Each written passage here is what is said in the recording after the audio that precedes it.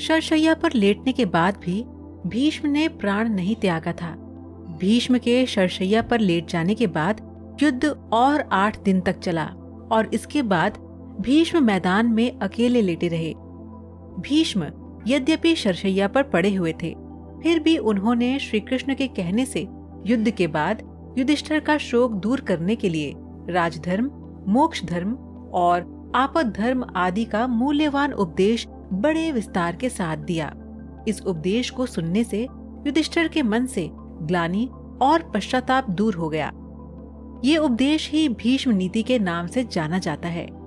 आइए जानते हैं कि माघ माह में ही क्यों देह त्याग किया भीष्म पितामह ने। स्वागत है दोस्तों आपका हमारे चैनल समय चक्र में। भीष्म ये भली भांति जानते थे कि सूर्य के उत्तरायण होने पर प्राण त्यागने पर आत्मा को सद्गति मिलती है और वे पुनः अपने लोक जाकर मुक्त हो जाएंगे। इसीलिए वे सूर्य के उत्तरायण होने का इंतजार करते थे। परंतु जब सूर्य उत्तरायण हो गया तब भी उन्होंने देह का त्याग नहीं किया, क्योंकि शास्त्रों के अनुसार माघ माह का शुक्ल पक्ष उत्तम समय माना जाता है।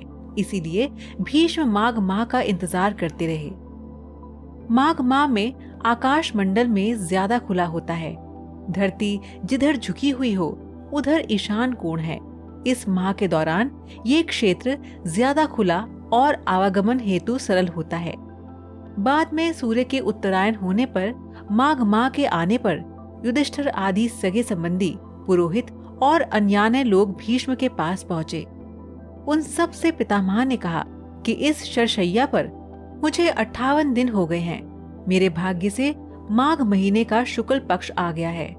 अब मैं शरीर त्यागना चाहता हूँ। इसके पश्चात उन्होंने सब लोगों से प्रेम पूर्वक विदा मांगकर शरीर त्याग दिया।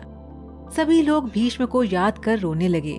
युधिष्ठिर तथा पांडवों ने शरविद शव को चंदन की चिता पर रखा तथा दाह संस्कार किया। कहते हैं कि भीष्म 150 वर्ष जीकर निर्वाण को प्राप्त हुए। करीब 58 दिनों तक मृत्यु शैया पर लेटे रहने के बाद जब सूर्य उत्तरायण हो गया तब माघ माह की शुक्ल पक्ष की अष्टमी तिथि को भीष्म पितामह ने अपने शरीर को छोड़ा था।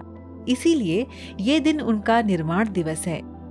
तो दर्शकों, आज का सवाल आपके लिए ये है कि क्या आप बता सकते हैं कि भीष्म पितामह आजीवन कुंवारे क्यों रहे? आप इसका जवाब हमें नीचे कमेंट बॉक्स में दीजिए। हमें आपके जवाब का इंतजार रहेगा। तो दर्शकों, मिलते हैं आपसे अपनी अगली वीडियो में। तब तक देखते रहिए समय चक्र।